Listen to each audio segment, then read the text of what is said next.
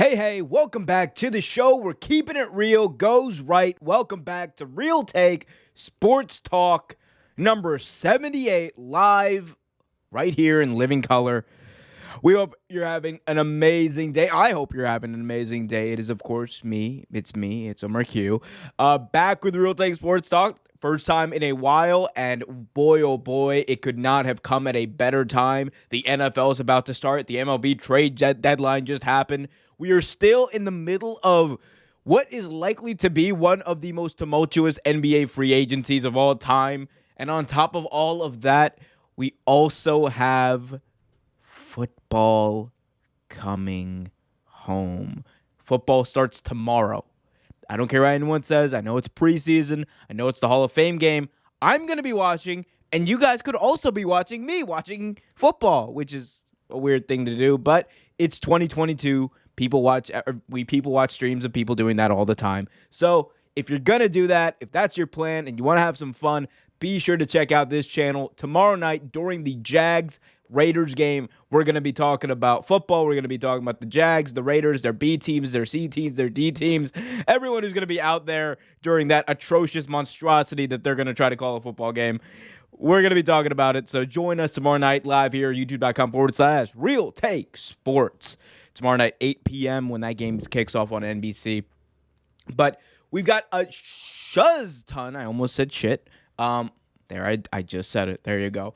We got a shit ton of stuff to talk about today, guys. We have the NFL season kicking off, which means we're going to be talking about which quarterbacks have the most to prove in 2022. MLB trade deadline, as I talked about. News on the Deshaun Watson suspension front. The NFL is appealing the 6-game suspension that was levied down by a judge earlier this week. On top of all that, we're going to be talking KD. We're going to be talking NBA. We're going to be talking a whole host of stuff to do with sports. So sit back, hit that like button, subscribe, and hit that notification bell so you get notified whenever a new video is released. Before we get to any of that, let's calm down and talk about these quarterbacks. I know a lot of people, when the NFL season is just around the corner, they want to talk about the big teams. They want to talk about the big quarterbacks. I want to highlight some quarterbacks that have a lot to prove in this upcoming year, and that's not necessarily a bad thing for all of these guys. I think it can be a good thing. So NFL's coming back, which means the talk of quarterbacks and who is going to stay, who's going to go, who needs to take that next step is just natural. It is become a natural part of this preseason process. We've seen some quarterbacks make moves on teams, namely Baker Mayfield moving on to the Carolina Panthers. We've seen some quarterbacks who we thought were going to not move, and in fact sign deals like Kirk Cousins. Jimmy Garoppolo is still around, so Jimmy G, he's still sulking around I almost called it Candlestick, old Levi Stadium over there. But today I want to highlight some of the ones that I don't think are getting a lot of media attention at this moment, but probably should be. So, the NFL coming back. Let's start off by talking about the man, the myth, the legend, former number 1 overall pick himself, Baker Mayfield. Now, Baker Mayfield, of course, had a pretty dramatic end to his time as a Cleveland Brown, the former number 1 overall pick, rookie of the year, he broke the rookie record for touchdowns in a single season. And this guy was set to be the next big thing, not only in Cleveland, but in the entire National Football League. The saddest part about the Baker Mayfield story, though, and I say sad relatively, of course, but the saddest part about this entire story is that it wasn't necessarily anything Baker did wrong. Now, there's character stuff that I think is legitimate when we're talking about, can this guy get along with certain teammates? Can he get along with star teammates? We saw that was a problem with Odell Beckham Jr. We saw rumblings from the Cleveland Browns locker room that he might have been not necessarily a problem, but his personality may have rubbed people the wrong way, and he overall got tiresome, which I agree with. Viewing it from afar, I could very easily see why, as a teammate of Baker Mayfield, I could grow tiresome of some of, not his antics, but just the way he carries himself. No one wants someone who's going to be as vocal to the media about his teammates' mistakes. No one wants someone who is going to be as almost, and I don't think Baker meant to be, but almost condescending in certain situations as Baker Mayfield can come across as. No one wants that guy as their teammate. So the Browns, they make the trade for Deshaun Watson, which you could argue downgrade at this point with the way things are looking. We'll talk about that in a little bit, but they make the trade for Deshaun Watson. Baker is now out the door. It took a long time for them to find a way to trade him. They ended up trading him away for a 5th-round pick to the Carolina Panthers. Now the Browns are stuck without the guy who actually got them a playoff win last year, by the way. The first quarterback in this Browns history that was able to get them a playoff win. So Baker is now a Carolina Panther. There's a lot of pressure on Baker Mayfield to go out there and perform. And not just perform for himself, but for his team. The Panthers are a team that are one more losing season away from blowing everything up again in a rebuild that really never materialized in the way that I don't think the GM, the fans, nor ownership wanted it to be. They get rid of Cam Newton, and the theory is give it a few years with Matt Rule, you're going to be fine. You're going to eventually contend for the playoffs. The Carolina Panthers have been the epitome of mediocrity in the National Football League over the last number of years. And it has primarily been because they have had no inspiring play at quarterback. I'm sorry, Teddy Bridgewater. I'm sorry, Sam Darnold. I'm sorry, Cam Newton, again. But they have not had the guy under center who can light a fire under this team, who can play well enough to put this team in positions to win.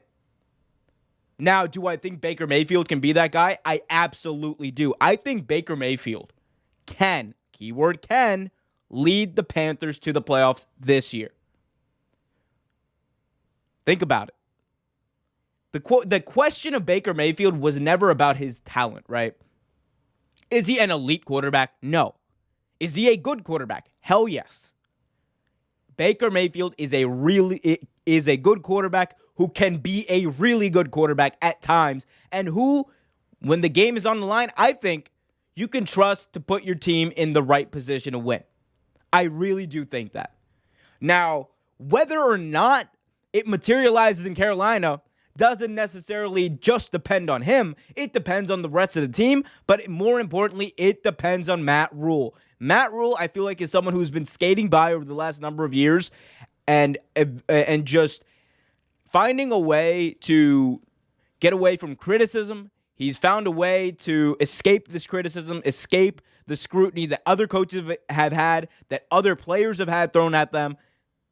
Nobody talks about how Matt Rule took over this team with all these expectations and nothing materialized. They've gone, 7-9, 7-10, whatever, every year. They've been towards the top of the draft, but not high enough in the draft to be able to get a quarterback. Baker Mayfield, don't get me wrong, he has his word cut out for him, and he has a good amount to prove, because if Baker Mayfield does not work out in Carolina, if he goes out there and doesn't perform well, and I'm not saying he needs to make the playoffs, but Baker Mayfield can't be the reason that this team is held back. Baker Mayfield can't play and show up and perform underwhelmingly. Baker Mayfield needs to go out there and show that not only can he play, he can be a starting quarterback in the NFL. Look at his peers from that 2018 draft. Josh Rosen, Sam Darnold. The fall from grace is not only pretty ungraceful, but it's also quick. 2018 was not that long ago. 4 years ago, we were talking about Sam Darnold, Baker Mayfield, two of the top 3 picks in the draft, being legendary players in this league. We were talking the same thing about someone like Josh Rosen, the next Aaron Rodgers, they said. Yet, who are the quarterbacks that have performed the best from that draft? It's Lamar Jackson and Josh Allen, no question. The quarterbacks who they're top 5 in that draft, but they were the last 2 every single time. Every single sheet you saw, every single ranking you saw, Lamar Jackson and Josh Allen were 4 and 5, maybe in a different order. Baker Mayfield, he's not as good as Lamar Jackson. He's not as good as Josh Allen. But that doesn't necessarily mean that he is as bad as Sam Darnold, that he is as bad as Josh Rosen. Josh Rosen is probably at this point as bad as I am at playing quarterback in the NFL. I kid, of course. But let's be honest. But Baker Mayfield has to go out there and prove it this year. If he does not, I really do think he's going to stick around the league, but he's not going to be a starter. He's going to have to earn his way back, much like another top pick in Marcus Mariota is in Atlanta right now. And I don't think Baker wants that. I know damn well the Carolina Panthers fans don't want that. They finally want to be able to say that we have our quarterback. We have a guy who, at least for the next couple of years, can steady the ship. We believe in him. We like the fire. We like the passion. We like the play on the field. When was the last time as a Carolina Panther fan were you out there saying, hey, I'm loving what I'm seeing? And Baker Mayfield, there is pressure on him too. Like, you got Run CMC. Hopefully he's healthy. You got DJ Moore. You got Robbie Anderson throw the ball to. You have a defense that's getting better. Baker Mayfield, at this point, it's time for him to go out there and show people exactly why he was a top pick in that draft and exactly what the Browns saw in him. If he doesn't, look for him to be a backup around the league, in a team near you, on a team near you. There we go. Next quarterback we're going to talk about is one that is on a significantly shorter leash than I think a lot of the rest of these guys. Daniel Jones. Daniel Jones was a first-round pick for the New York Football Giants in 2019.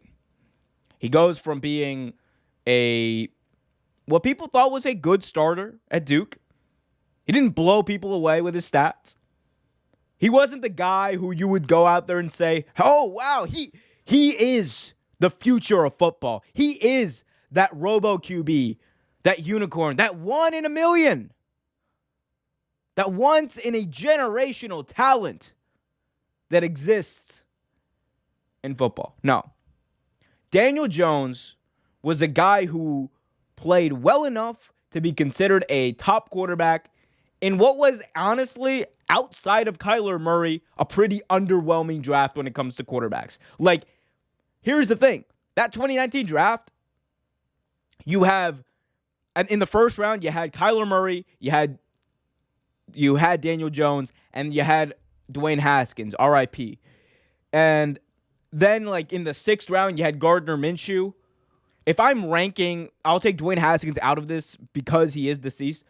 But if I am ranking that 2019 class, if I'm ranking that 2019 quarterback class, number 1, Kyler Murray, number 2, Gardner Minshew, number 3, Daniel Jones. Again, we're taking Dwayne Haskins out of this because of the unfortunate circumstances of his death. But of those 3 quarterbacks, that's how I rank them. And you know what? That's how it is. Gardner Minshew has vastly outperformed Daniel Jones in the National Football League. It's not even close. Kyler Murray has vastly outperformed Daniel Jones in the National Football League, and it's not even close. Daniel Jones is on the shortest leash, I think, of all of these quarterbacks that I'm talking about right now. He is on the shortest leash because it's very well possible. Actually, no, it's very well likely that this is his last season as the starting quarterback of the New York Football Giants. There's questions about whether or not he'll actually finish out this year. And it has little to do with, I think, Daniel Jones being a bad quarterback. I think Daniel Jones is a fine quarterback. He's a great backup. At this point, Daniel Jones has proven himself to be a great backup quarterback. I think he'll be around the league for a very long time if he wants to be. And he'll start games, and he'll win some games. He actually will win some games as a backup quarterback. I do not see the potential of a franchise quarterback. I see a guy whose height is being on a good day, on a really good day, his height is being the best version of Case Keenum. On a bad day, he is the worst version of Sam Darnold. Another former New York Jets quarterback. So, and again, it's easy to dunk on Daniel Jones without talking about the real reason of his failure as a first-round pick, and that's the New York Football Giants. The Giants never should have put Daniel Jones in the position that he was in. Daniel Jones should not have been a number one or a first-round pick. That much is clear. We've seen him play over the last number of years. We know that he should not have been a first-round draft pick. Now, as we make our way into this season, he hasn't had his fifth-year option taken up. There's a reason for that. It's because the Giants likely plan to move on. 2023 is a great year for quarterbacks. But for Daniel Jones, I think this is a big-time opportunity to not only prove that he can be in this league, which I think he's already done, but to prove that he can contribute to a team in a meaningful way and be a fringe starter in this league and compete for a starting job.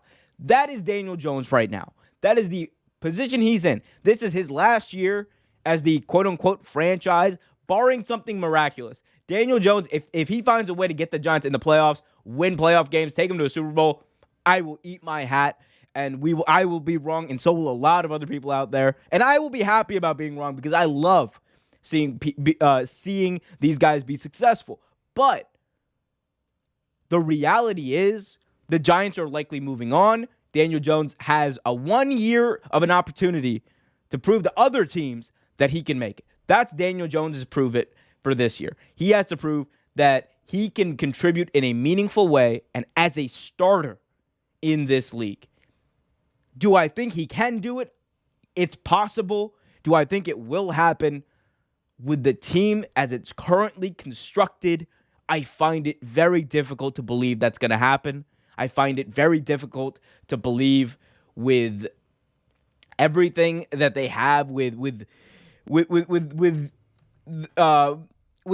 that the Giants have done to themselves. Honestly, I just don't know if that's going to happen. Like, the New York Giants have been a dumpster fire since before Tom Coughlin retired, but really I think Tom Coughlin, the best thing you can say about him as the Giants coach the last couple of years the man at least gave them a veil of competitiveness. The man at least gave them a veil of respectability that has not existed since he's been gone. Now, do I think that, the Giants but who's their head coach? Brian Daboll. Do I think Brian Daboll can change the culture? Do I think Brian Daboll can bring winning back to New York? I think he can. I just don't think it's going to be with Daniel Jones at quarterback. I think he can make Daniel Jones look a hell of a lot better than he does, but that I don't think it's going to be enough at the end of the day if they have a guy in the 2023 draft that they like. If they have a Bryce Young, if they have one of those guys, you're in that position. You're going to take him. You are going to take him. You have to take one of those young quarterbacks because at the end of the day, you know what Daniel Jones' ceiling is. That's the real take truth. And again, I hope I'm wrong. I hope Daniel Jones goes out there and wins the MVP. I don't think he will, but we'll see. Next quarterback we're going to talk about, it's time. It's Tua time.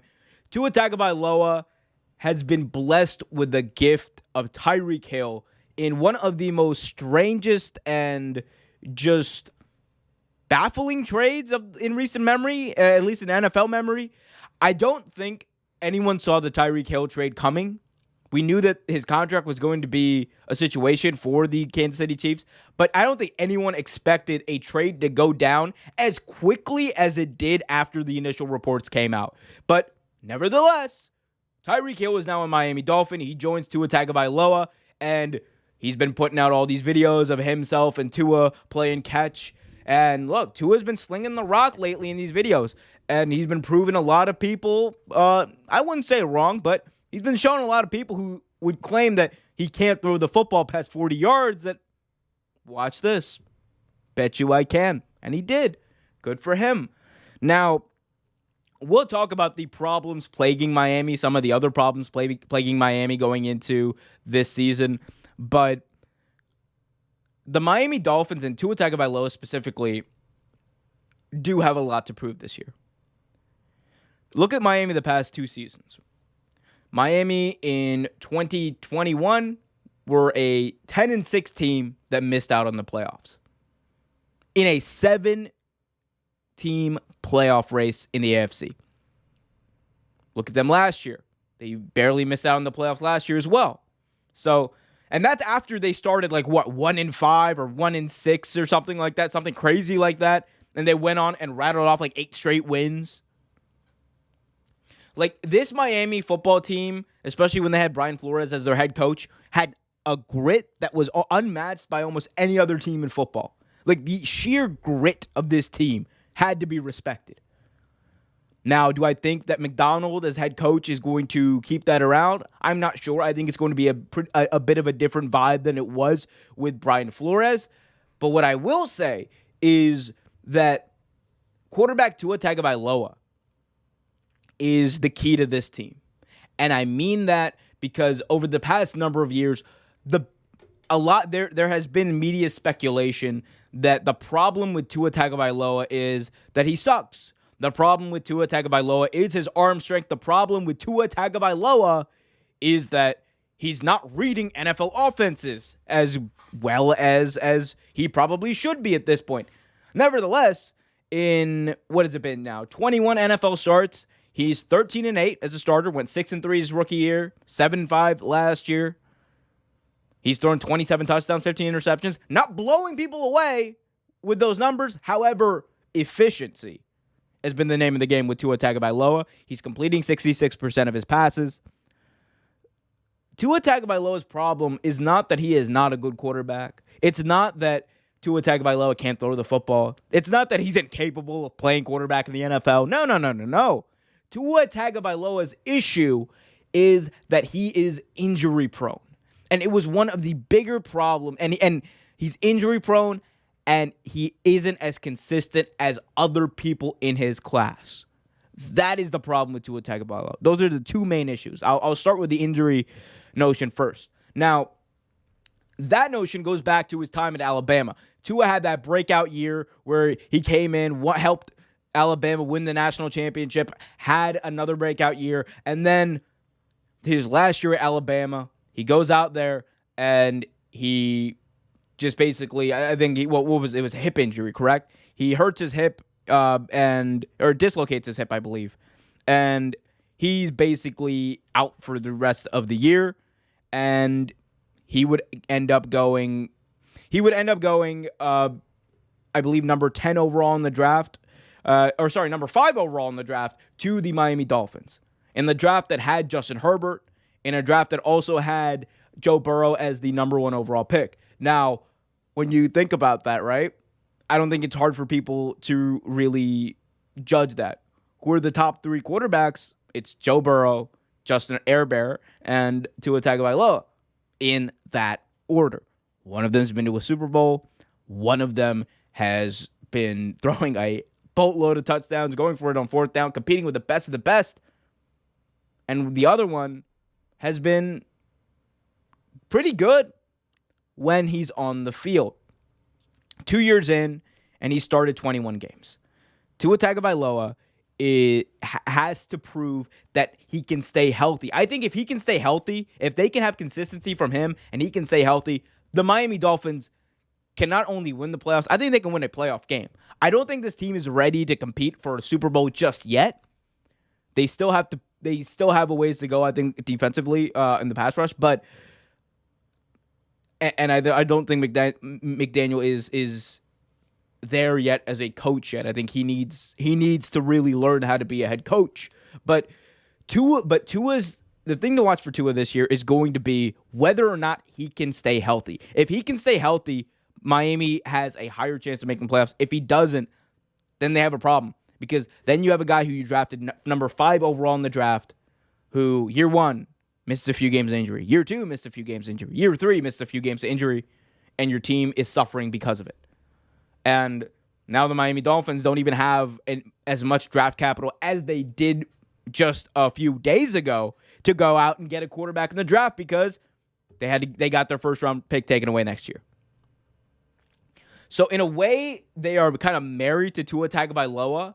And if you're a Miami fan, you have to be wondering, you have to be supporting him, because what's your backup plan? And what else are you going to ask him to do? Is he as mobile as some of these other quarterbacks? No, but he doesn't need to be. You don't bring in a quarterback just to be mobile. You bring in a quarterback to complete passes and win football games. Tua Tagovailoa has been completing some passes, and he's been winning. He's just not on the field enough for it to get them over the hump. He needs to play. And his offensive line needs to protect him. Last, but certainly not least, guys, by the way, if you're watching this live, Donald Thomas, I see you in the chat, talking about Tua Tagovailoa. He has to be the guy this year. He's not that mobile, and that's possibly one of the reasons he's gotten injured. He's not able to get away from the pass rush quick enough. Guys, if you're watching this, be sure to hit that like button, subscribe, and hit that notification bell so you get notified whenever a new video is released. Last quarterback we're going to talk about. Ooh, I screamed on that one. I apologize, listeners on Spotify and Apple Podcasts. Last quarterback we're going to talk about today is Justin Herbert, for those who are listening. Justin Herbert has, I want to say, taken the league by storm with his play. Not necessarily with his winning, because he's been, much like Tua Tagovailoa, the team has been kind of on the bubble of competing for the playoffs the last number of years. But last year, I think what we've seen out of Justin Herbert is just insanity when you talk about pure numbers. The past 2 seasons, the dude as a rookie threw 31 touchdowns. The dude, I think that was the rookie record, if I'm not mistaken. Second year comes in, throws 38 touchdowns. He's completing well over 60% of his passes. Issue is, they went 6-9 in the first year, 9-8 the second year, and now the expectation is not that, is Justin Herbert playing for his job? Hell no. Justin Herbert, that is his job. The question on Herbert is, when is he going to take that next big leap? When is Justin Herbert going to join the Joe Burrows, join the Lamar Jacksons, join the Patrick Mahomes, join the Josh Allens in the playoffs and in the hunt for a title? That is what people think of Justin Herbert. They think of him as an elite talent, but he is not an elite quarterback because he hasn't been to the playoffs. If we are talking about legacy-wise, right, who has the most to prove coming into this year, legacy-wise, of these quarterbacks that we're just talking about, I think Justin Herbert right now is on the precipice of getting to that great level, getting to that elite level, being in the conversation about being a generational talent. When we talk about the 2020s, when we talk about the 2030s, we're talking about Justin Herbert. Talent-wise, he's right up there with Lamar. He's right up there with Patrick. He's right up there with Josh. But achievement-wise, he's got a ways to go. And I think the pressure is on because the Chargers were a team that had a quarterback who put up really good numbers, who wasn't necessarily the reason that they lost games, but who under his leadership, under his everything in Phillip Rivers, they just were never able to get over the hump. They were inconsistent when they would make the playoffs. Justin Herbert is the guy you brought in to change all of that. And that's why you hold him to a different standard. That is just the God's honest truth. His talent, the way he's balled out his first 2 years, you hold him to a much different standard than you do Tua Tagovailoa. You hold him to a much different standard than you do a Baker Mayfield. You hold him to a much different standard than you would hold a Sam Darnold or a Josh Rosen, one of these other busts that are out there from that 2018 draft. Jokes, but not really. But you hold him to an elite standard because he's an elite talent. So it's not enough for him to go out there. He could go out there and throw 55 touchdowns. He could go out there and throw 60 touchdowns. If they don't make the playoffs and they don't win a playoff game, it doesn't matter because nothing has fundamentally changed with the San Diego, now Los Angeles, whatever you want to call them, the Chargers. If he makes the playoffs, man, go Chargers, go. But if he doesn't, no Chargers, no. That's what it is, man. And that's what it is. Y'all let me know what you guys think, though, in the chat. Hit that like button, subscribe, hit that notification bell. If you're listening on Spotify or Apple Podcasts, be sure to leave a 5-star review and subscribe to stay updated on all the next Real Take Sports Talks and news updates. We're not done yet, by the way. I know that sounds like an outro. We are not done yet. Not by a long shot. I just want to get that plug in, guys. Also, if you're a wrestling fan, be sure to go to youtube.com/Real Take Wrestling for all your wrestling updates. We got a lot of content in the works. And join us tomorrow night live for Jacksonville Jaguars taking on the Las Vegas Raiders, the Hall of Fame game. Football is back in almost 24 hours. Me, oh my. Goodness gracious. Great balls of fire. Guys, let's move on and talk about one of the bigger stories out of the National Football League this week. There were a lot of insanely big stories out of the NFL this week, but I don't think any were bigger than this bombshell that came out from Miami. And that is exactly what this was. This was a bombshell that came out from Miami. Excuse me while I fix something here. But yeah, here's the thing. We had heard rumblings of some, not even misconduct, but some tampering, or we had heard rumblings that Tom Brady may have had talks with the Miami Dolphins about coming back and playing with them.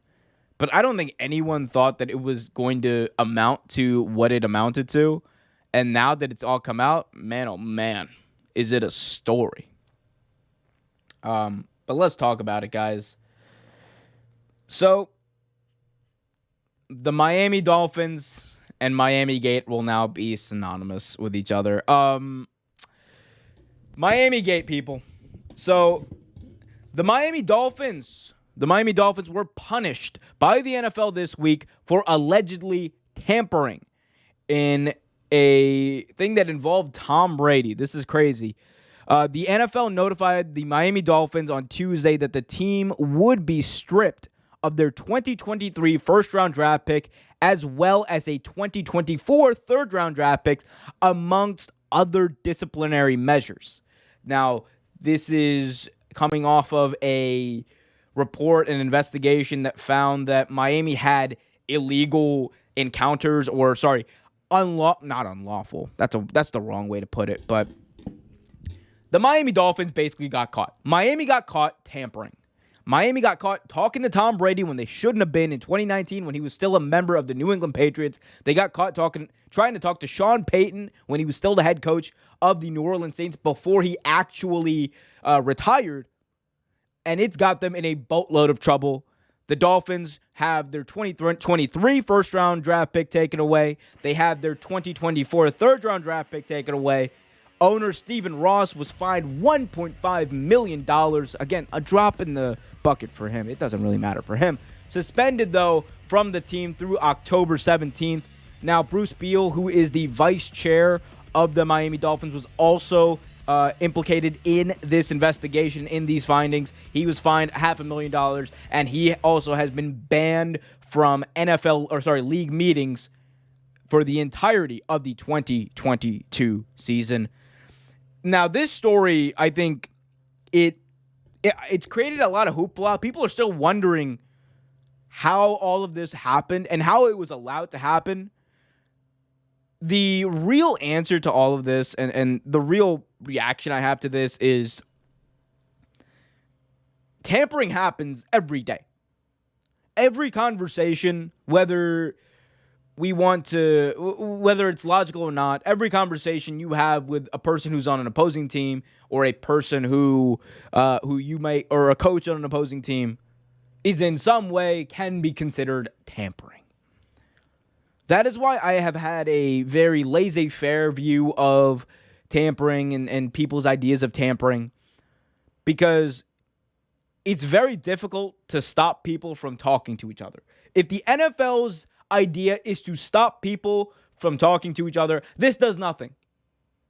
This only is going to hopefully make them clever about it, because the issue here is not that Miami was talking to Tom Brady or talking to Sean Payton. The issue here was that Miami got caught. Every team in some way, shape, or form tampers.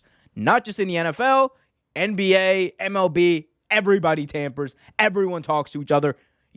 Do you think it's a coincidence that all these NBA players get together? They're all friends. They get together and then they just magically wind up playing together? No, it was the Lakers, when they were courting Anthony Davis, literally openly tampered and nothing happened. That's how little these leagues really think about tampering. And that's how little it actually matters in the grand scheme of things. Because at the end of the day, while it might be a violation of one's contract, while it might violate ethical standards, it doesn't necessarily affect the game on the field. Actually, it does not affect the game on the field directly at all. So it's not cheating. And it doesn't hurt anyone. So in that respect, there's very little you can say against it. It's just something that happens. Tom Brady knew in 2019 that was likely going to be his last year as the quarterback of the New England Patriots. He made it that way. He set it up that way. And Tom Brady is someone who has been around for a long time, longer than anyone at his position. He just turned 45 years old the other day. You don't think that Tom Brady was talking to not just the Miami Dolphins? You don't think he was talking to other teams? You don't think he was talking to other teams? You don't think he had conversations with people on the Bucs before he went to the Bucs? Come on. I think we all have to be a little smarter than that. Of course he did. Just like last year, again, another Miami team was investigated for tampering.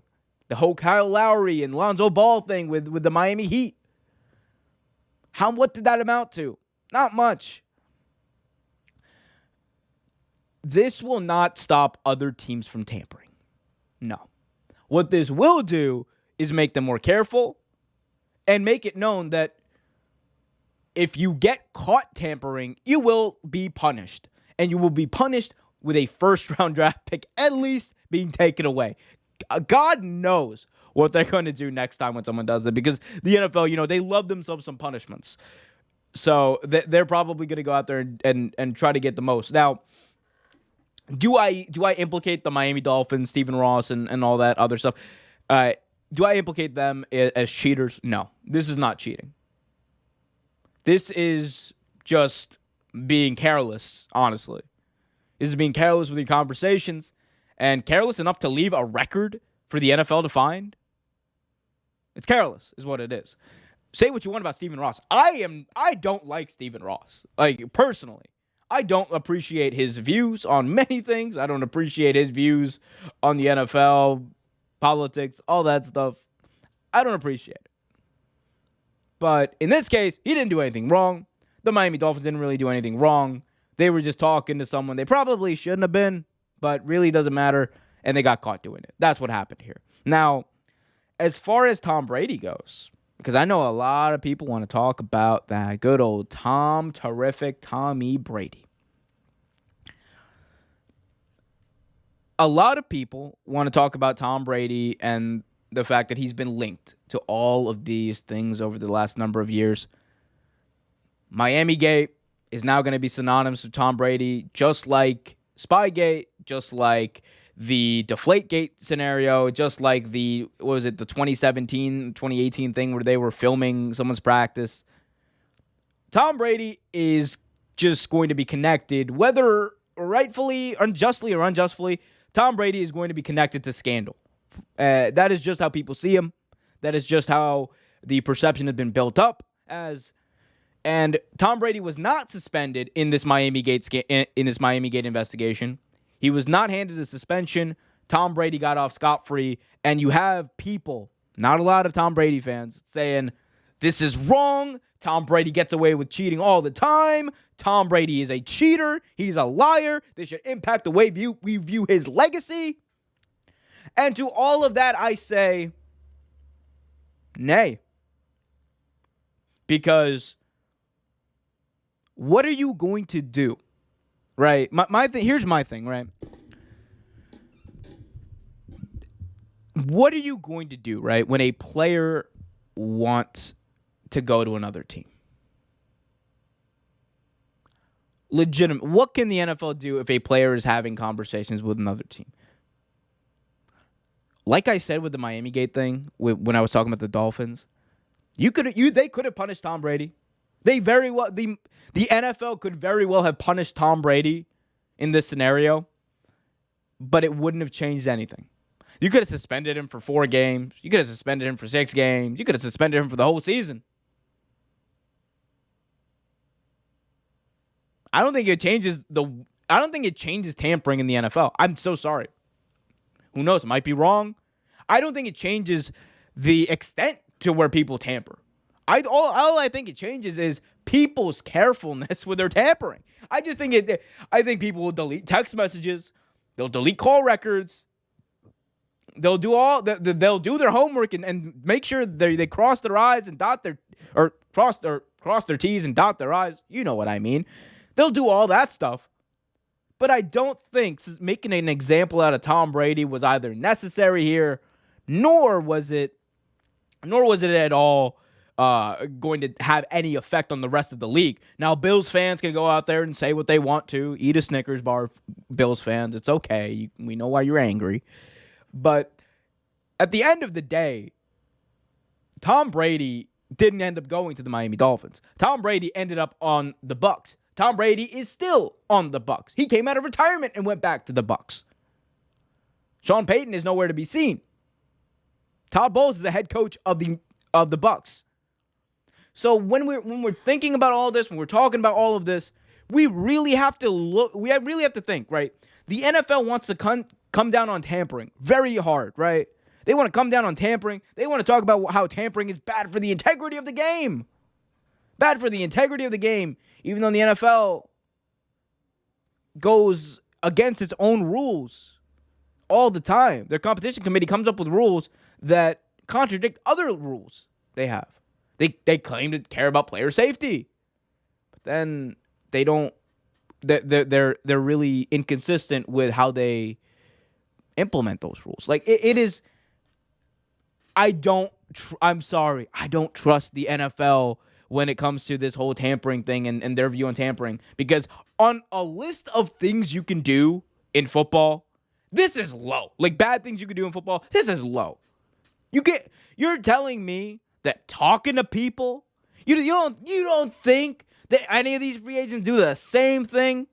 Like really? Have we learned nothing from the amount of information that comes out? You don't think that Adam Schefter, who's out here weekly, like saying, well, we've heard from people close to the situation that X, Y, and Z is talking to X team. You don't think that there have been back channels that these players have been talking to other teams while they're still under contract? Of course they have. This happens all the time. It happens all the time in the real world. It definitely happens when you have millionaires who play a game for our entertainment. Trust me, guys. Trust me on this. Now, here's the thing. People want to say that, but the integrity of the game. What I care about, and this is, again, a personal thing for me, of all the scandals that Tom Brady's been associated with, of all those things, right, this is lowest on the list. It's way lower than Deflategate, way lower than Spygate, way lower than On to Cincinnati Gate, all of that. Like, and it's leagues below all that. Because nothing materialized out of it. It changed nothing about the on-field play of the game. And at the end of the day, the Miami Dolphins are the only team that suffered from it. I mean, it is honestly laughable. And I know I have Kenneth here in the chat. Welcome, Kenneth, by the way. Is in the chat saying Tom Brady is the golden boy. You're damn right he is. He's the greatest of all time. Just like Michael Jordan's the golden boy of basketball, Tom Brady's the golden boy of football, and he will forever be. I don't think there's going to be another player that comes around that is going to be as great as Tom Brady. And I say this as a Ravens fan, someone who's not inclined to like Tom Brady, someone who's suffered many losses against Tom Brady in the playoffs. He's the greatest quarterback of all time. He's the greatest player of all time. It's not even close at this point. It's not. And yeah, we can call him Golden Boy. The same rules don't apply to him. Yes, you're damn right. That's just how it is. But in this case, right? In this case, I really don't think it matters. Because at the end of the day, you cannot stop people from talking to each other. This tampering stuff, it is just a matter of whether or not you get caught. They got caught. It would have made zero difference to make an example out of Tom Brady because it's not going to stop other players from doing the same thing. And at the end of the day, this really... Here's the thing, right? And I think this is an important point to take away from all of this.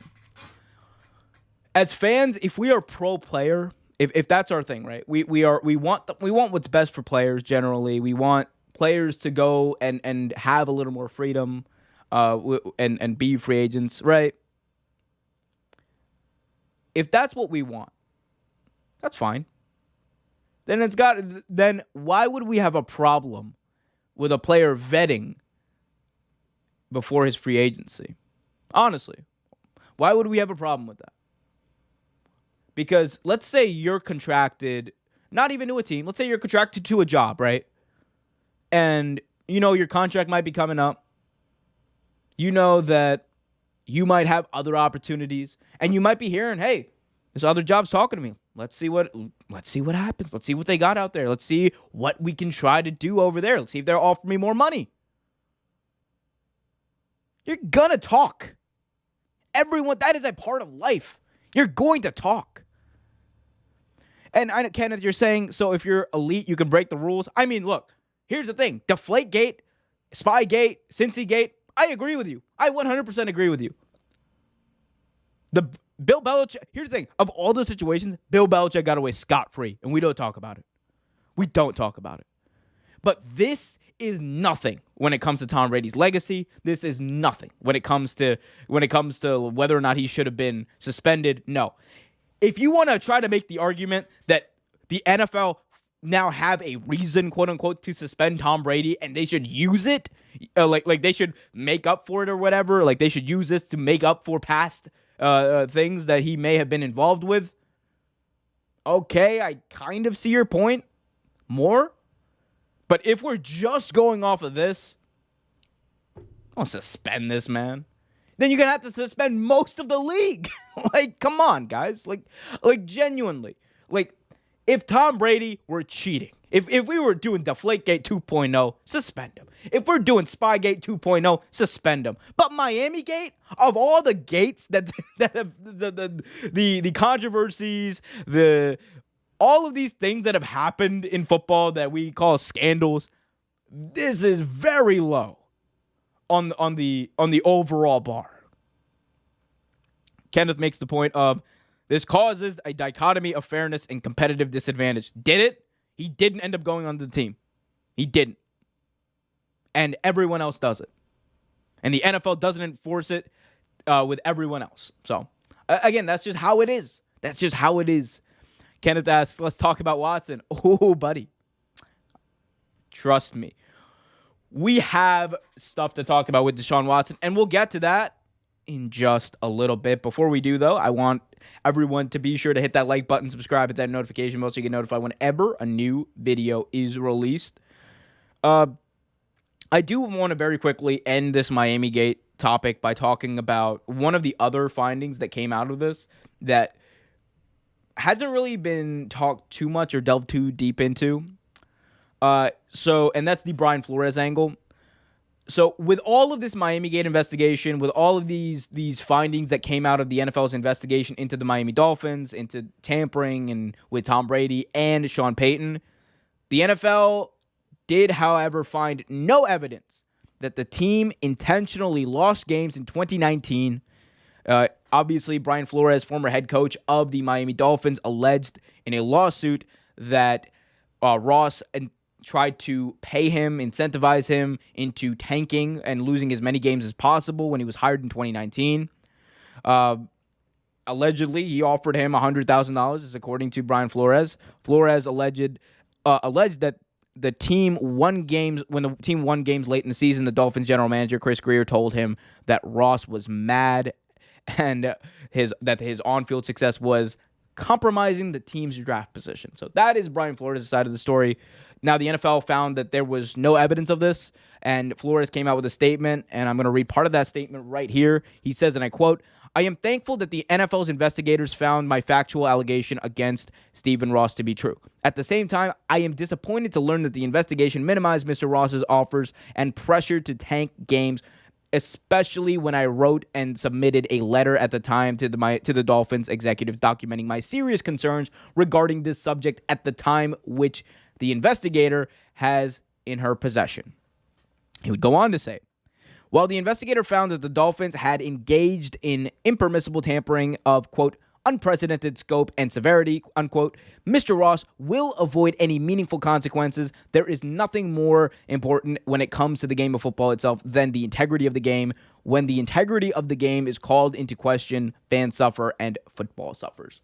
So, while I agree with the latter part of what he had to talk about, right? I agree with the latter part of what he had to talk about with, yeah, you're damn right. Integrity of the game matters, and when you don't have that, the entire product on the field suffers. That is true. Now, I've talked at length about how I view Brian Flores' lawsuit.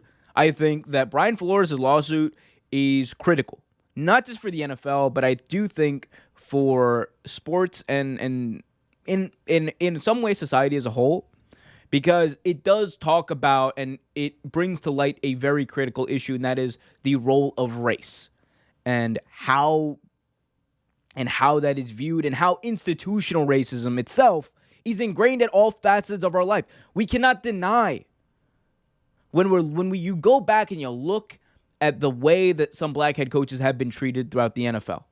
When you look at the Steve Wilkes, when you look at the Lovie Smiths, when you look at Brian Flores himself, those are three guys who, in recent times, Lovie Smith with the Bucks, you had Brian Flores, of course, with the Miami Dolphins, and then Steve Wilkes. Three guys who were let go in very weird circumstances where nobody thought they should have been let go.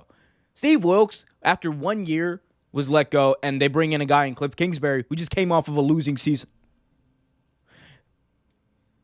Lovie Smith, first year with a new quarterback in Jameis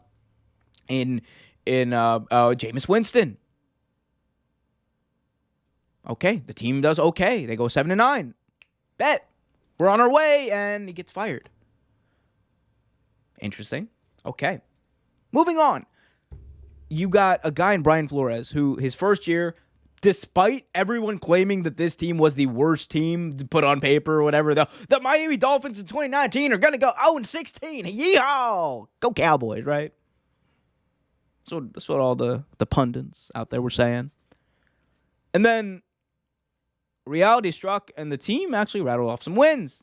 Even beat the New England Patriots. And then 2020 came around, and the Miami Dolphins went 10-6. Really good season. Didn't make the playoffs, but really good season. And then they came off, and they started 1-6, 1-7, and they rattled off 8 straight wins.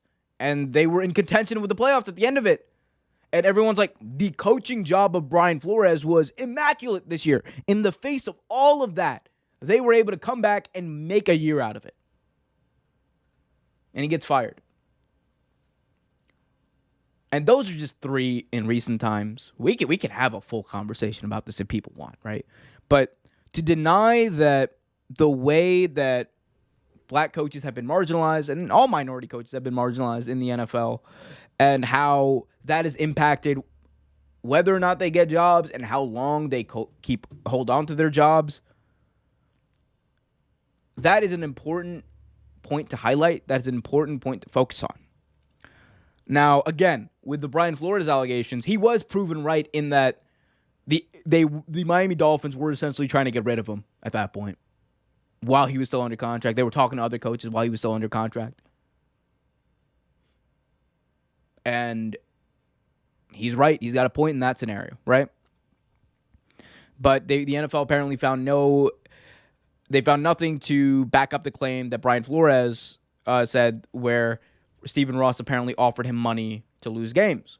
Now, here's the thing, right? If you look at all of the reports that came out during this time, it was very clear that people in the front office of the Miami Dolphins, Adam Schefter's reported on it, Ian Rappaport's reported on it, everyone reported on it, that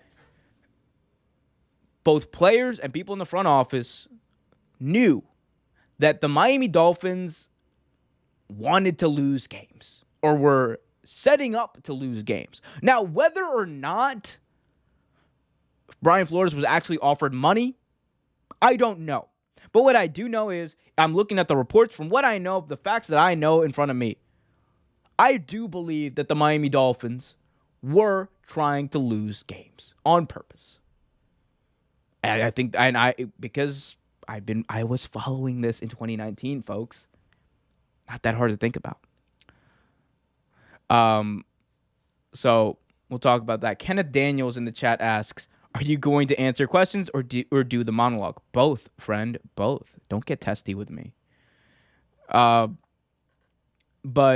Brian Flores, again, it's something that we've talked about at length here, and it's something we're going to keep talking about because he's going to keep coming up. Again, coach on the Pittsburgh Steelers right now, Brian Flores. It's going to keep coming up as long as he's a coach in the NFL and as long as he's there and talking about this. Kenneth Daniels in the chat asks, what did you expect them to say about tanking? I didn't expect anything.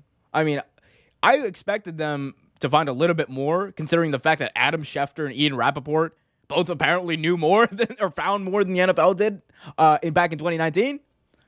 But who knows? Who knows? Guys, be sure to hit that like button, subscribe, hit that notification bell so you get notified whenever a new video is released. We're going to shift gears real quick and talk about basketball. A tumultuous offseason indeed, ladies and gentlemen. Let's talk about basketball because the Miami Dolphins were not the only team this week who were accused of tampering. No. The New York basketball Knicks this week were accused of tampering, and it is not good. The NBA is currently investigating the New York Knicks for tampering. Yes, tampering involving their free agent pursuit of guard Jalen Brunson. Teams were apparently not allowed to make contact with an agent or a player to discuss a deal prior to 6 p.m. on June 30th at the open of free agency. Brunson agreed to a deal that night. Brunson has several ties to the Knicks organization. This includes his team president, Leon Rose. This includes his father, I believe, in Rick Brunson, who is currently an assistant on the Knicks coaching staff. So he's got ties to the organization. Jalen Brunson signed on the night of free agency. Everyone wants to make a big hoopla. Oh my God, tampering. Yeah, the suspension. Guys, big surprise here. Most of the big free agents signed on the first few days, if not the first night of free agency. So the NBA, and again, we talked about this last year with the Miami Heat. The same thing came out with the Miami Heat, right? Where, the league is investigating the Miami Heat for tampering. And it comes back to the same principle with the Miami Dolphins argument, with the Miami Heat argument. Yes, sure, it's in the rules that you cannot tamper. It's also in the rules of basketball that you can't travel. Those rules are definitely not applied the same in every scenario. That's just the truth of it.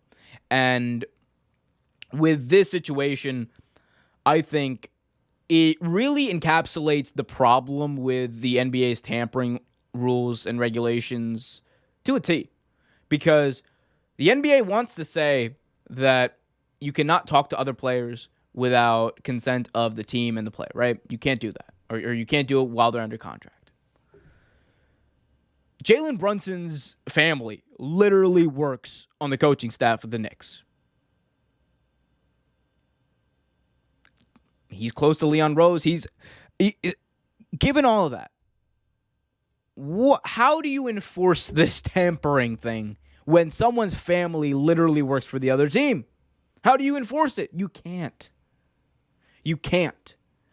And if you do so, right, in this situation, then Adam Silver and all the guys up in the New York offices of the NBA are hypocrites because they literally let Rich Paul openly tamper with Anthony Davis and the Pelicans. They literally let him openly tamper in the media everywhere with the Pelicans. And I'm not saying that was necessarily wrong, right? Because everybody at that point knew that Anthony Davis was going to the Lakers. And you know why everyone knew? Because they were definitely talking to each other. There were back channels. Everyone knew it. But now the NBA is getting serious about tampering, right? The NBA is getting serious because the Miami Heat tampered and the New York Knicks are now tampering. What, because the dude's talking to his dad? The dude's talking to his family? The dude's talking to people he's grew up with? Come on now, guys. Come on now. What are we doing here? Again, I'm someone who wants to openly dunk on the New York Knicks at any turn. I will take that opportunity. But even me, with this situation, I look at it, and you know what I see? I see two patties, right? One on top, one on the bottom. I see some lettuce, some tomato, some onion, throw some mushroom, some nice ketchup, mustard, all that stuff. Put all of it on there. And then top it off with a whole nothing burger. That's what I see here. A whole nothing burger. None of this matters. This is not a story.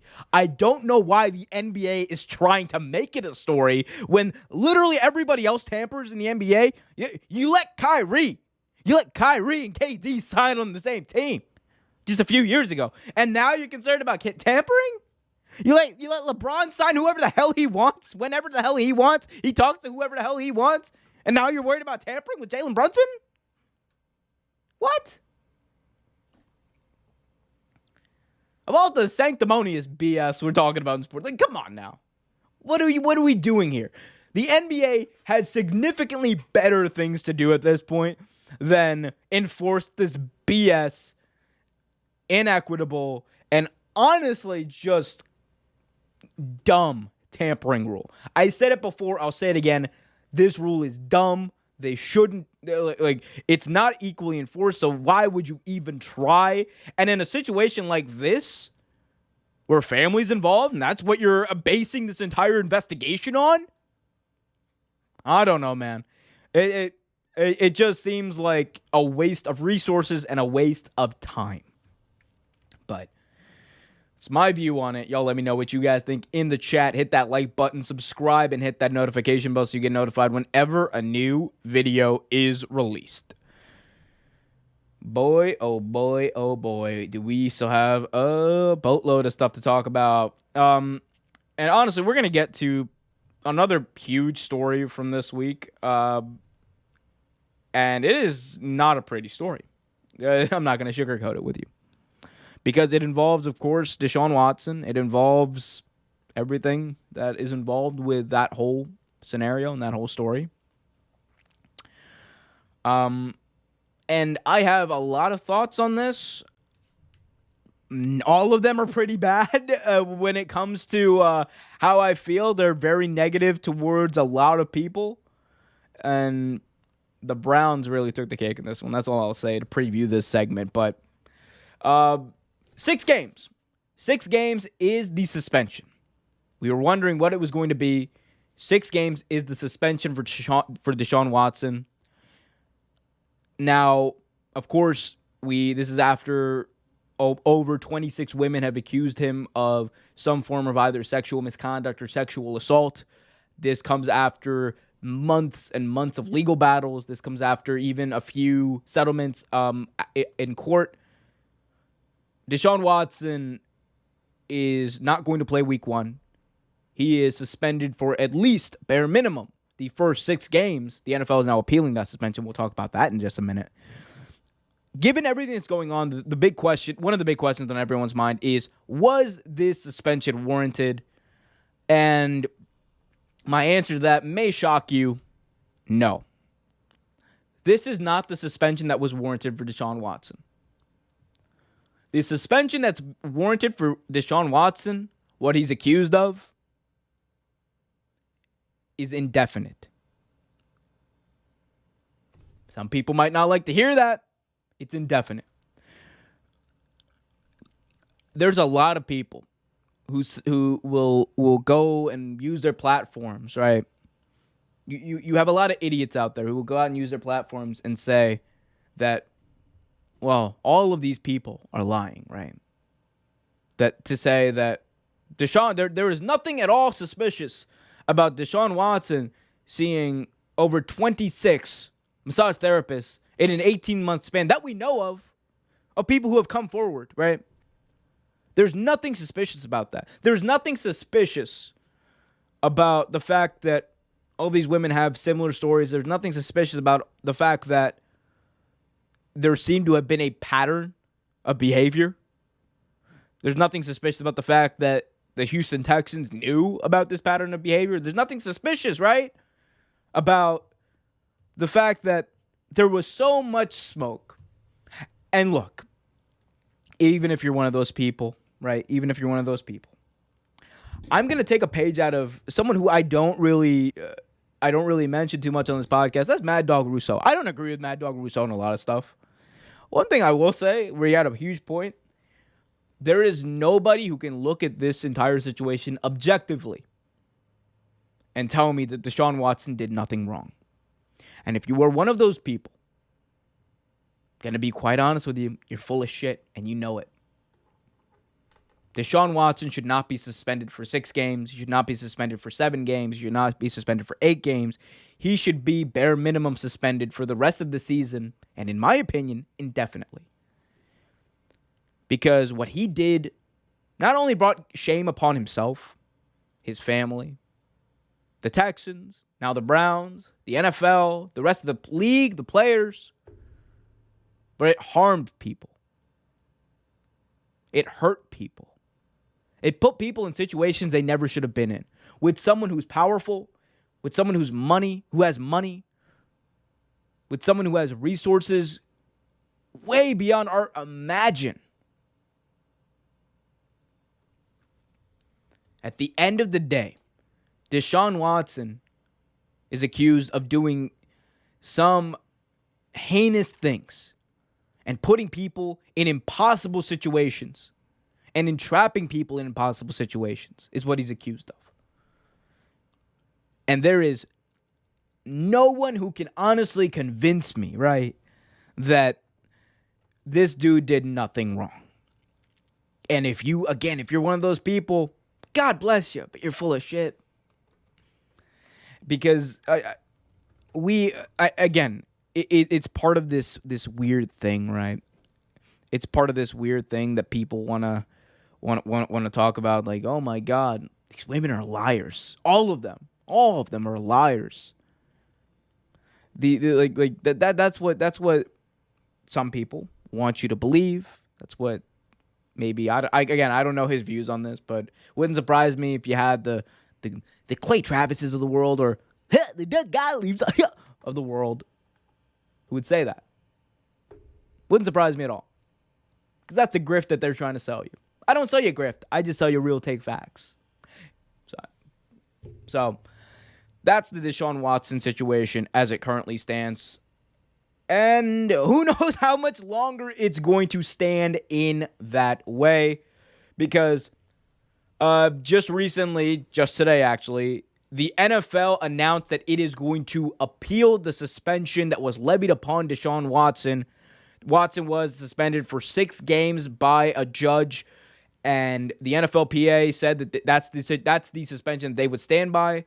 The NFL mulled the situation for less than 24 hours and then decided to move forward and file an appeal. Now, just to be clear about what's happening here, because I know there are some people who might be confused with what exactly the NFL's intention is here. What the NFL is trying to do is they are trying to make it so they can suspend Deshaun Watson for at least an entire year. They want to make his suspension indefinite, which, if you ask a lot of people who have followed the situation, is probably the right thing to do. Now, the NFLPA, which is the Players Association, effectively acts as a union in this situation. The NFLPA's job, no matter what Deshaun Watson did, how bad it was, their job at this point is to look out for Deshaun Watson's best interest and protect him. That is the job of the union. That is the job of the NFLPA. They did the same thing with Aaron Hernandez. They filed appeals for Aaron Hernandez when he murdered someone. So it does not surprise me, and it should not surprise anybody that Deshaun Watson has the same protections in this situation from the NFLPA at least. Now, the reason I want to talk about this is because I think that it's the right thing to do. The NFL is a league that people have been calling a joke for the longest time about the way that they come out with these suspensions or these punishments. Especially when it comes to domestic violence and things that involve women and violence against women, the NFL has been inconsistent. They have gone back on their word. They have fostered a culture where teams just willy-nilly pick up guys who are accused of doing terrible things. Now, in this situation, they were faced. I think the NFL was legitimately at a crossroads here because the Deshaun Watson allegations and accusations and story has been building for months. Woman after woman has come out accusing Deshaun Watson of a pattern of behavior that can only be described as predatory if true. And again, if this is true, he should definitely not be suspended for 6 games. He should be suspended for at least a season. In my opinion, definitely indefinitely. But the NFL here did the right thing. And I'm willing to say that when they do it. Appealing this and going through the process of making sure that they can put themselves in a situation to make sure that Deshaun Watson is not playing football is the right thing to do because he deserves to be suspended. He deserves to be punished. He deserves to be on the sidelines until who knows. I know a lot of people have their views on this. Again, I'm sure Clay Travis has a view on this as well. But if you truly believe that Deshaun Watson did nothing wrong in this situation and that what he did wrong, right? Here's the thing. My thing is this. The biggest reason that the NFL also, and again, I don't want to give the NFL too much credit here. I do think they kind of backed themselves in a corner with another suspension. Look at the Calvin Ridley suspension real quick. He was accused of betting on games, right?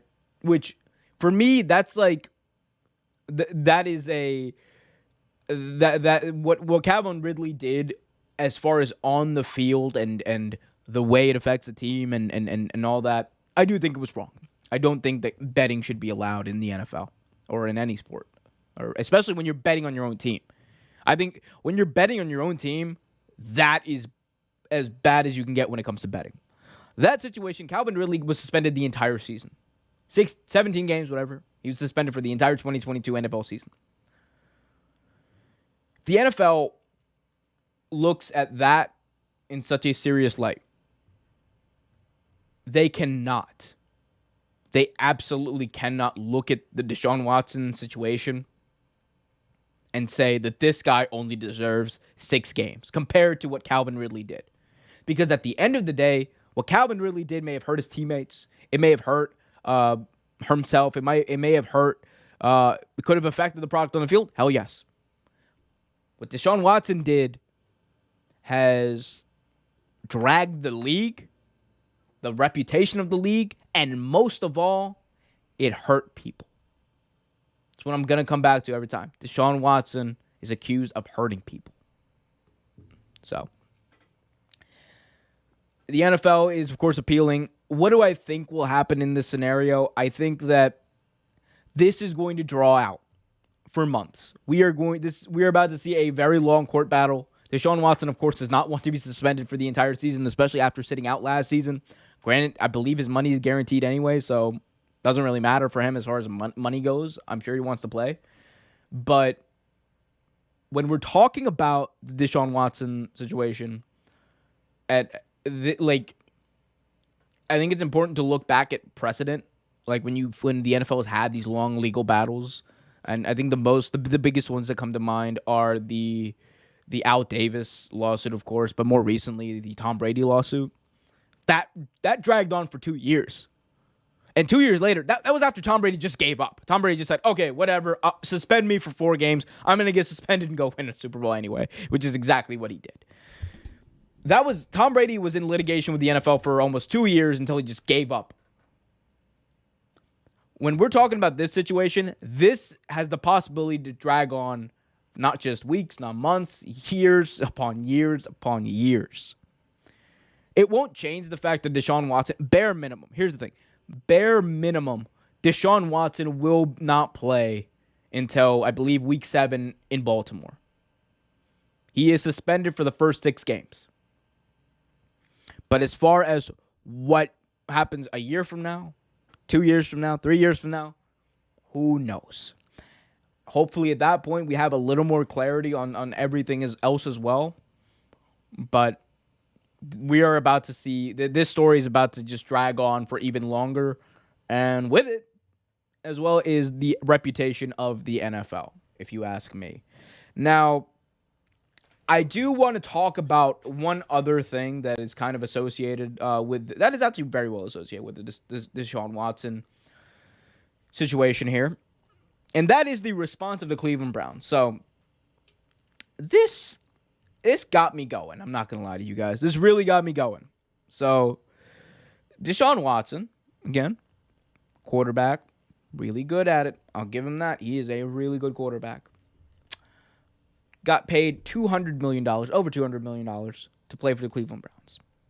Right? The Cleveland Browns signed Deshaun Watson knowing exactly what was going on and knowing that these other accusations were out there. They took the risk and they decided to sign Deshaun Watson regardless.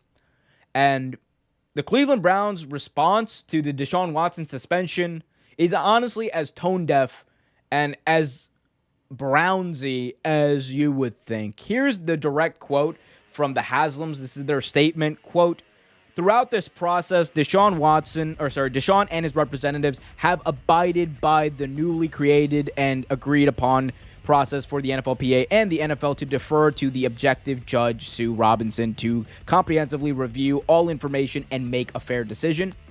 Went on to say, "We respect Judge Robinson's decision and at the same time empathize and understand that there have been many individuals triggered throughout this process."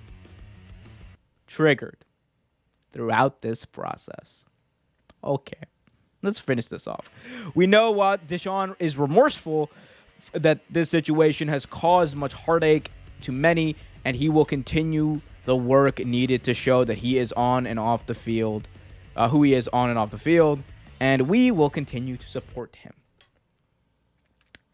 So that's Jimmy and Dee Haslam, the Haslams who own the Cleveland Browns, coming out with a joint statement talking about how, while they understand that the situation is triggering, while they understand that the situation has caused people harm, Deshaun's sorry.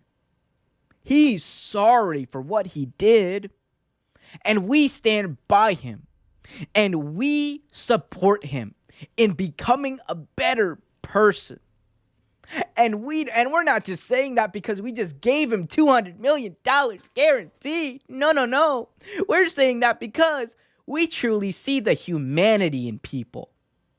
We stand by Deshaun because we believe that he's going to come out the other side of this better. And we're not just talking about it as a quarterback. Of course not. We're NFL owners. We care about people. Unless they hurt our bottom line. The Cleveland Browns, that statement from the Haslams, it not only epitomizes many of the systematic problems in the NFL very poignantly, but at the same time, it shows you that the Cleveland Browns, as talented as they might be right now on the field, right? As talented as they might be, this is the most garbage organization when it comes to the way it's run. And here's the thing. That statement for me, many of you who've been watching and listening to the show for a long time know how I feel about Dan Snyder. That was Dan Snyder-esque what they just did. That takes the cake when it comes to just comes to tone deaf responses to real life problems and real life situations. That I honestly don't know. As someone who is involved in the process on the day-to-day of drafting like statements or helping with messaging and stuff like that at work, I truly do not know who in their right mind thought that writing that Deshaun Watson is sorry was a good thing to put in there. I don't know who in their right mind thought that that was an appropriate thing to say after this man has been accused of misconduct and sexual assault of all these women. Whoever you are that wrote this tone-deaf response, you don't deserve to work in comms, PR, front office, whatever you do. You don't, because you're obviously not good at your job. And this really goes to the question of, should the Browns have signed Deshaun Watson to begin with? Because what are the Browns right now? We know for at least the first 6 games of the year, they're not going to have this guy they just invested $200 million in. For the first 6 games of the year, they're going to have Jacoby Brissett under center. I love Jacoby Brissett. He's not a franchise quarterback. He's not a starting quarterback. He's a backup. It is what it is. Love Jacoby. Come on the show one day. But don't miss me with that whole, oh, well, but after that, he's going to be good. The dude didn't play football last year. And there's no guarantees that Deshaun Watson is going to finish out this year either, especially with this legal process starting out. So, because sometimes these legal things go on a dime. Who knows? But should the Browns have signed him? Absolutely not. We're learning that. Here's the thing. Of all the teams that could have taken a shot at Deshaun, given his talent, right? Let's say there were teams that were willing to, well, there obviously were, but let's say teams are willing to forego and forget about everything else. Just look at it from a football move and a risk-reward situation. Who's the team that has the most need at that position, who's willing to risk it all because they don't got shit else anyway? There are so many more teams out there. The Seahawks, the Saints. There were so many more quarterback-desperate teams that could have done this. The Cleveland Browns had a guy in Baker Mayfield who had them in the playoffs, who had them winning a playoff game last year, who had them almost being they almost beat the Kansas City Chiefs, people. And that was with Baker Mayfield at quarterback. I'm not saying it's because of Baker Mayfield, but it was with Baker Mayfield. And then they let him go out and play injured for almost the entire season last year and expect good things to happen. The Browns got in their own way with that situation, and they got in their own way with this signing. They just gave $200 million to a guy who definitely does not deserve to play in the NFL at this point, but at the end of the day, long-term might not end up playing in the NFL. At least he might be suspended indefinitely at another point. And that tone-deaf statement from the Haslams, that tone-deaf response from the Haslams shows you exactly what the Browns are and what a lot of these NFL owners are. They don't care about who is hurt. They don't care about who is affected. All they care about is winning football games. The Haslams made their choice with Deshaun Watson. They made their bed with it. Now they got to sleep in it. Now they got to sleep with it. Like, it is triggered, right? They're like, oh, we understand this is triggered. Oh, come on. Laughable response from the Browns, but also an appropriate response considering the joke of a franchise they have been and will continue to be. You know what? I didn't have one ready this week, but I inadvertently did it. My snowflake of the week, the Haslams. There you go, fellas. Guys, be sure to hit that like button, subscribe, hit that notification bell. We're not done just yet. We still have a few more things to talk about. Before we get to that, though, guys, be sure to, if you're listening on Spotify, Apple Podcasts, be sure to hit that follow button and leave a 5-star review as I take a sip. Stay hydrated, my friends. Guys, let's move on.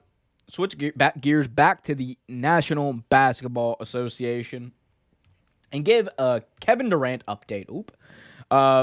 So the entire basketball world is wondering where in God's name is Kevin Durant going to end up. We had heard that he was out of New York. He was out of Brooklyn. Kevin Durant is no longer going to be a Brooklyn Net. He asked for his trade. But ever since then, ever since the first day of free agency at the end of June, it's been crickets. This past week, there were reports that maybe the Boston Celtics would be interested in KD. Those talks have been reported on, but seemingly have not materialized into much. It was also reported this week that the Nets star Kevin Durant requested a trade while he requested a trade in June. He is now apparently going to meet with the Nets owner Joe Tsai, and a meeting should at least offer some modicum of clarity of the situation moving forward. This is according to one report. And here is the quote from Heavy Sports exactly. Quote, what I'm hearing is that KD is going to meet with the owner this week. He's going to go directly to the owner, Joe Tsai, sometime this week, and we'll see how it works out. So this meeting with the owner means one of two things. And I think the first one we already kind of know. The Nets don't have an offer on the board that they like. And they're looking for help from Kevin to figure out and work this out. Or number two, they've decided we don't want it. We don't want to do it. KD, you still got 2 years left on your contract that you're still able to play. Sorry, 3, I believe. Why in God's name would we trade you? You are Kevin freaking Durant. That's why I'm thinking this has dragged on for well over a month now. Kevin Durant, the talks are still going on. Like summer leagues happened already. Like we're not that far away. I know football season hasn't really officially started up yet, but we are not that far away from the start of the NBA calendar season. Like the preseason starts in October. We are not that far away from the NBA starting up and the 2022 league year starting up. And it seems like nothing has happened with this Kevin Durant situation. And honestly, there's a lot of dominoes that have not fallen yet. The Kyrie domino has not fallen. The KD domino has not fallen. The Russell Westbrook domino has not fallen. There's a lot of things that are still up in the air as far as the National Basketball Association and the entire paradigm of the NBA moving forward. Like, any of these guys switching teams is an automatic paradigm shift for the NBA. And the fact that that they haven't, Donovan Mitchell, another guy, right? The fact that none of these players have moved, I think shows you how teams are kind of looking at these situations, right? They're looking at Donovan Mitchell, the Jazz are, and a guy that, you know what? We just gave this guy like a 5-year contract. And we don't see an offer out there that we necessarily are really happy to pull the trigger on. Just give it a year. They have a guy in Kevin Durant, right? Kevin Durant, granted, an older player. Kevin Durant, who perennial MVP, scoring machine, one of probably the best pound-for-pound scorer in the NFL. Or, sorry, in the NBA, I should say.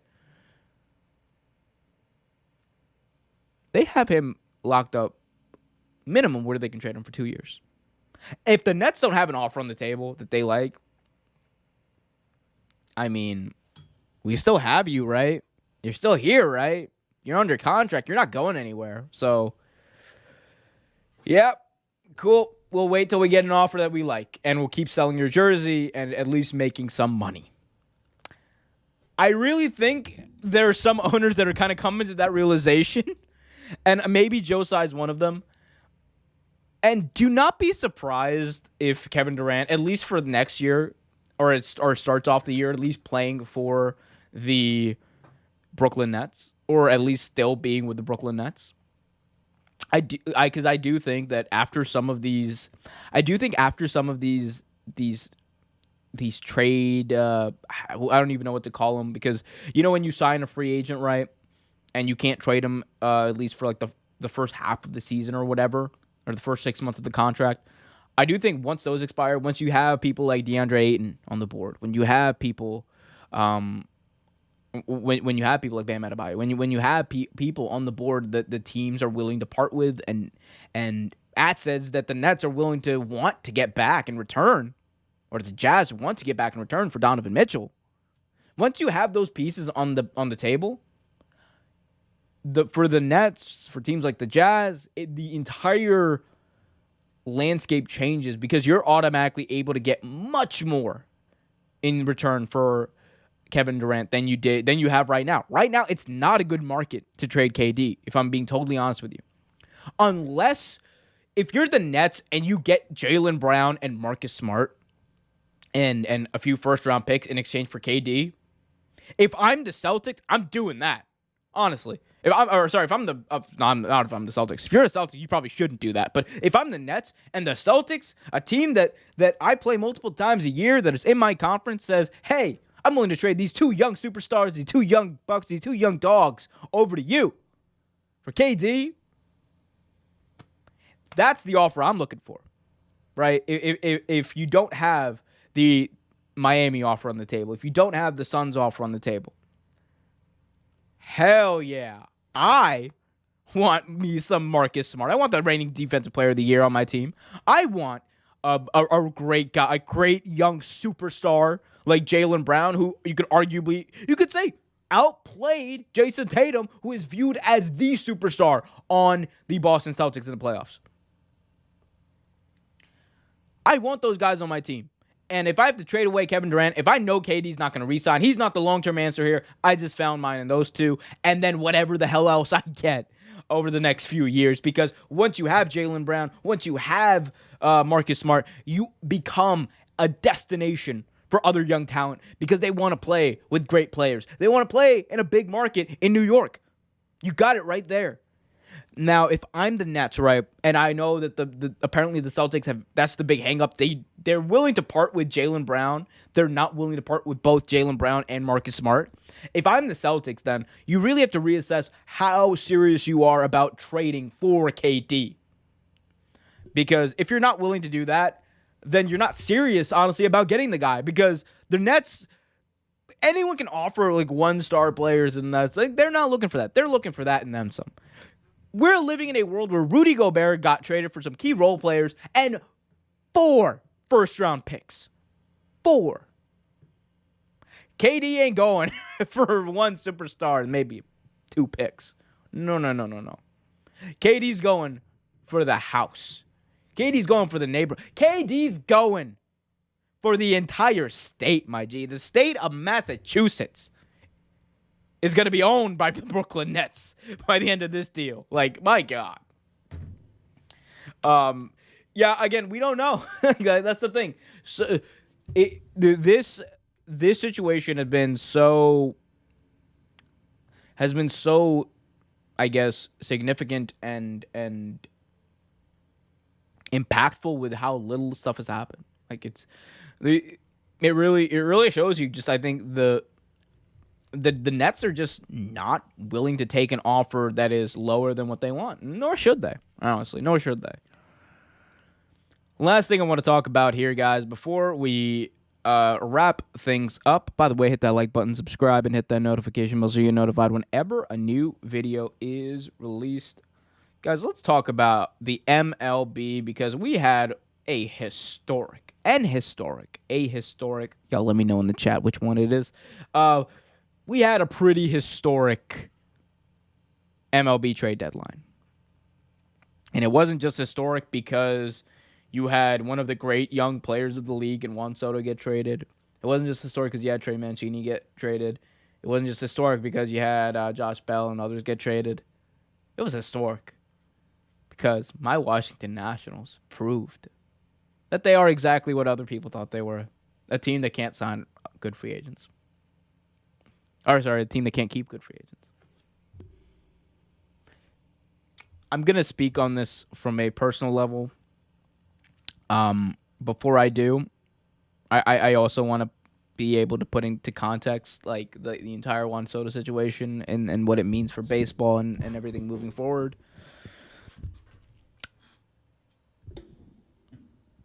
On a personal note, though,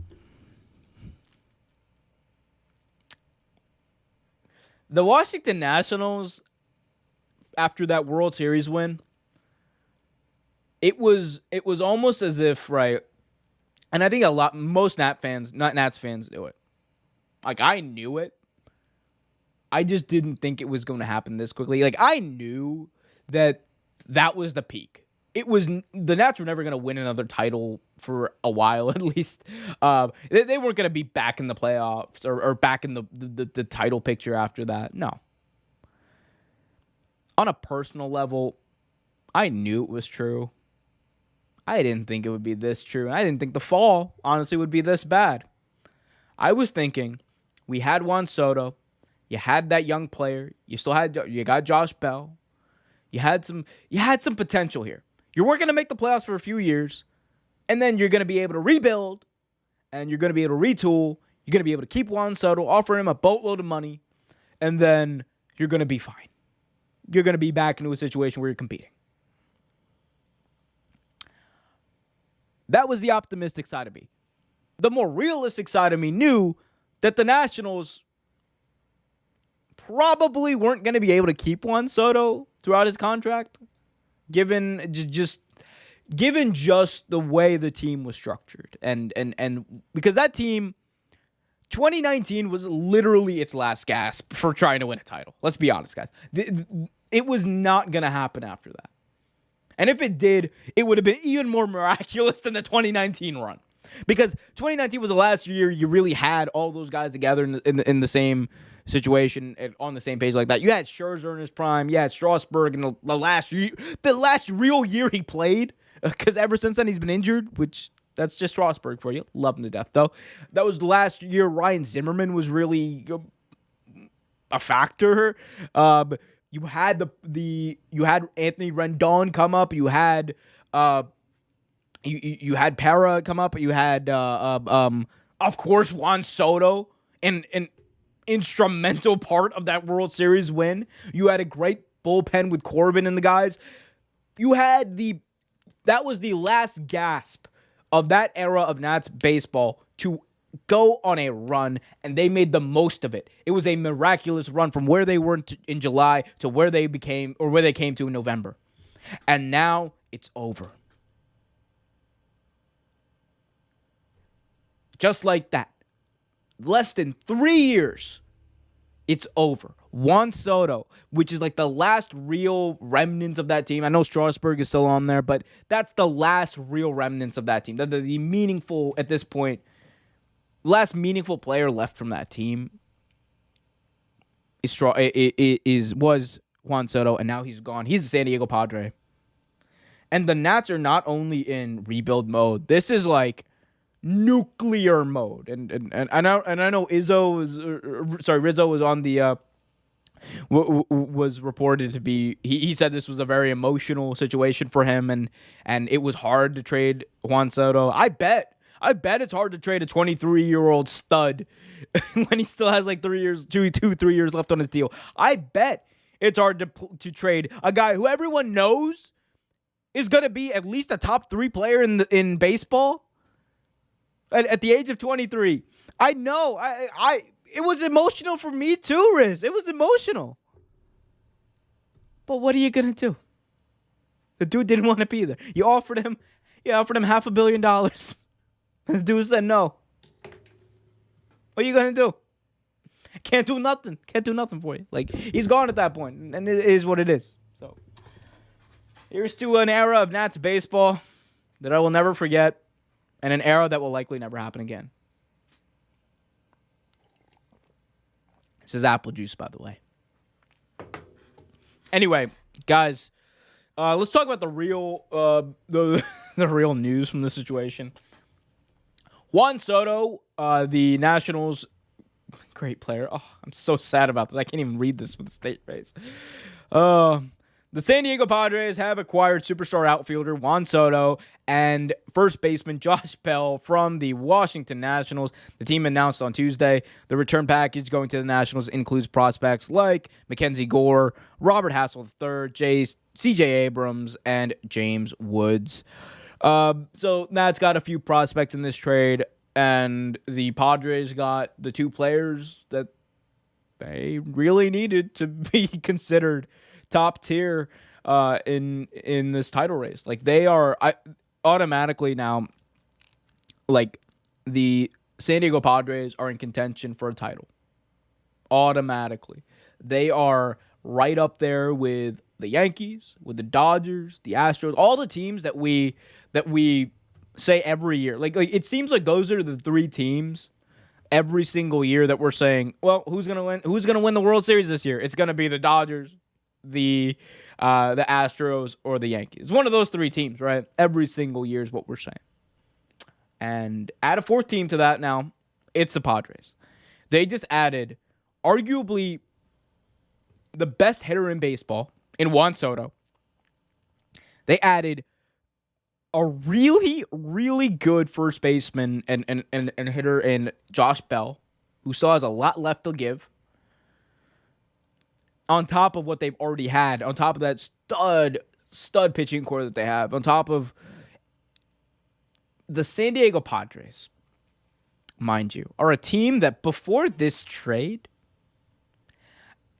the San Diego Padres, my friends, were not a garbage team. They're not a garbage team right now. They're still top tier, like in their entire league. This is a team that is 60-46, my friends. The San Diego Padres are not scrubs. The San Diego Padres didn't necessarily even need this to be considered like contenders for a pennant. But they put themselves really on the precipice, I think, of competing for a title. And look, as a Nats fan, I love me some prospects, don't get me wrong, but losing this guy, who I want to talk about real quick. We're going to look back on this Juan Soto trade as one of the biggest trades to ever take place in the history of baseball. Not many times does a guy who's 23 years old, who's this young, this damn good, get traded in the middle of the season while he still has time left on his deal. Never happens. Likely never will happen to the extent that it just did. Like, and this might be hyperbole. This genuinely, like, I know people will say, "Oh my God, oh come on, he's not that good." He's good, but he's not that good. Imagine if Mike Trout, right, back in 2014, was traded from the Angels. That's what this would be. Imagine if, let's say, Alex Rodriguez, or, well, there you go. But imagine if, I don't know, Albert Pujols, back when the Cardinals were winning back in 2005, 2006. But imagine if he was traded that. Imagine if Babe Ruth, well, there you go. That's another one. But imagine, but you have to go all the way back to then to look for a trade that surpasses what this one has the potential to be. Because the San Diego Padres, for at least the next few years, have Juan Soto, who is one of the best young players to ever step foot on a baseball diamond. This dude hits like a machine. He's a great outfielder. He is great energy for your team. And he's already had the ability. He's already had that championship pedigree. He's won a title. Never before has a guy like this been on the free agent market, the trade market. 23 years old. Best hitter in the league. Potential to be one of the greatest hitters of all time. And on top of that, he already knows what it feels like to win.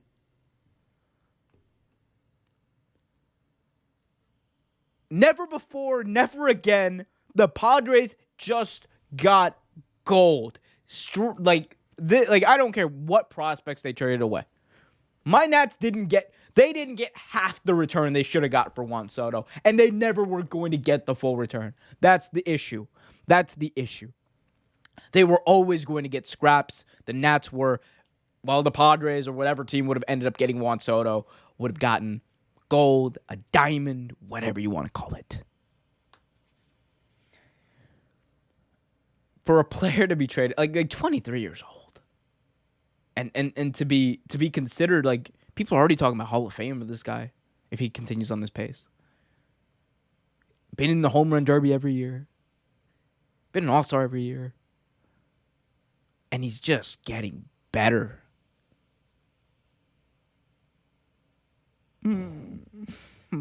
Well, at least the Nats will always have that 2019 World Series. It's more than most Mets fans have right now. You have to go back to 1985 for that. But what are you going to do, guys?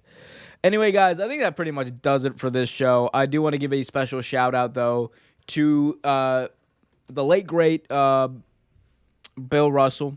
Bill Russell, again, NBA great. Bill Russell Trophy, the MVP of the finals. That trophy is named after him.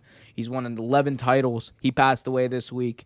And, you know, he both on and off the court, he was an amazing figure. He civil rights legend and just an unprecedented presence in basketball.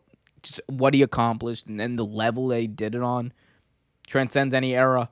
Another sad trails, honestly, to Vin Scully, who passed away today. Vin Scully, spent 67 seasons calling baseball for the Dodgers. He was the voice of the Dodgers, and man, oh man, he was there. It's a guy who's been there from since the beginning. He followed the team when they went to LA. He was part of the Brooklyn Dodgers. So it's crazy. But he lived a full life, 94 years old. R.I.P. Vin Scully, R.I.P. Bill Russell. Thank you guys for tuning in. Be sure to hit that like button, subscribe, hit that notification bell. Be sure to follow us on Twitter at Real Take Sports, Instagram, Facebook, Real Take Sports Talk. Follow me on Twitter at OMERQ on it. OMERQ Show. There we go. That's what I meant to say. Follow me on Twitter at OMERQ Show. Be sure to check out our live stream tomorrow night of the Jags versus the not the Oakland, but the Las Vegas Raiders preseason game. It's going to be interesting to see how many people actually tune into that. I'm curious. And until next time, guys, Real Take Sports Talk is back, and we're better than ever. The NFL season is here. Football is here. More videos to come. Be sure to hit that like button, subscribe, hit that notification bell, youtube.com/Real Take Sports, youtube.com/Real Take Wrestling for all your wrestling needs, and www.realtakesports.com. Content coming soon, I promise. Until next time, be happy, be healthy, be calm, be warm, be jolly, and keep it real.